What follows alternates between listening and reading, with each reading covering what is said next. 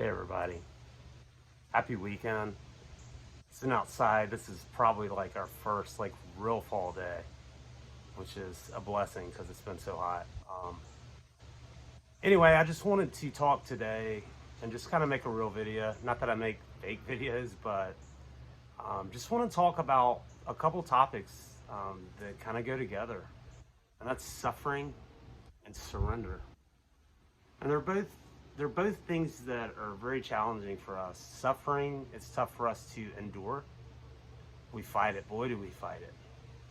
And surrender, I don't know. I always thought it was like letting go, or you would just wake up one day and be surrendered. And I'm learning that's not the case. The Buddha talks about the Four Noble Truths. And the first of the Four Noble Truths is dukkha, or the truth of suffering. And it's absolutely, I'm learning this, and I've learned it the hard way. I've been taught it by a lot of great teachers, but suffering is inevitable. It's an absolute prerequisite for us to go with them, to find that source, to find that piece of God in us, and ultimately to find surrender. And more importantly, what dukkha refers to is that it's the unsatisfactory nature of things, of stuff. We've been through a lot of suffering, and I'm not getting out of violin. There's so many people suffering right now. And I think for the first time in my life, I'm truly finding surrender. I've got so many challenges, so many unknowns, but I'm finally finding peace with what is. And I think that's what surrender is to me. Suffering is dukkha. It's necessary. And the unsatisfactory nature of things, think about it. Have you not, anytime you buy something new, oh my God, I'm so excited to have this, a car, a shirt, a whatever.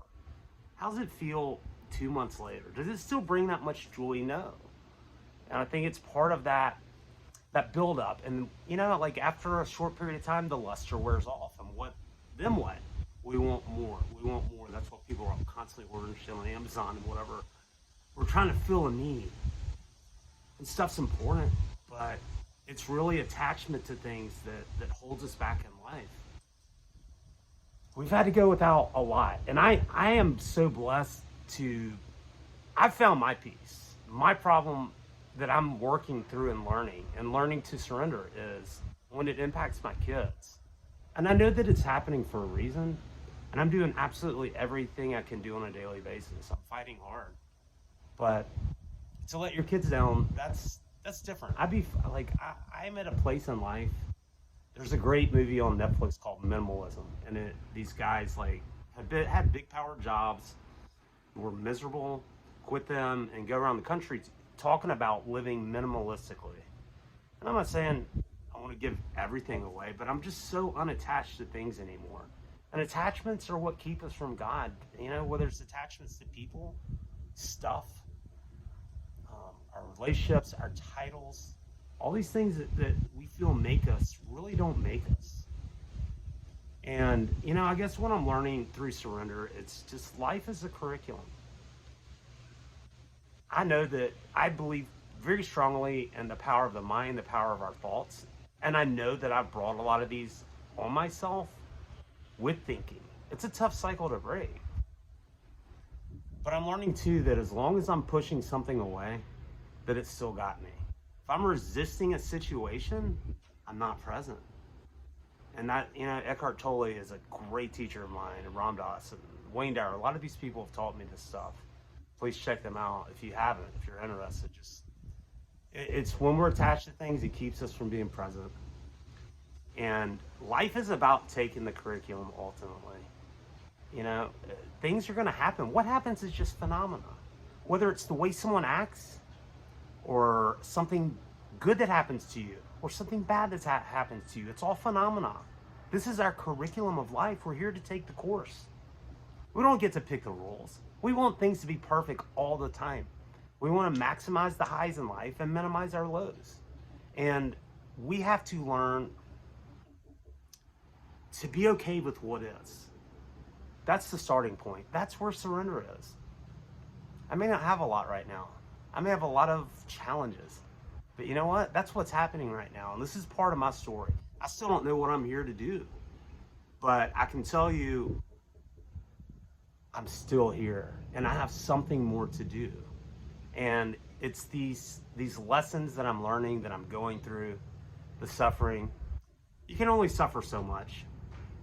The things that are helping me the most, honestly, are laughing, post some funny memes, cracking up with people. You got to keep your sense of humor, even in the dark times. Gratitude is another one. I still have a beautiful porch for now. Probably won't have this house for long. That's okay. I have what I need right now, and that's all I can focus on. And I had a big win. Frankly, the water was going to get cut off, and they extended till the end of the month. That's awesome. That is a huge win. So I have to focus on these small wins. And when you're down, when you're suffering, find the small wins. Make time to laugh. Get outside. Breathe in fresh air. It's going to be okay. That's one thing I've learned ultimately through all this.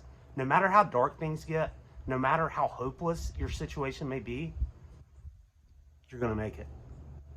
It's true. We've survived 100% of our worst days. So just a little video today on suffering, dukkha, and surrender. And I know, just talking to friends online and texting people and people in person, there's a lot of suffering going on right now. I'm by no means like making this video like poor me. I'm just sharing what I'm learning through it. I'm grateful for it.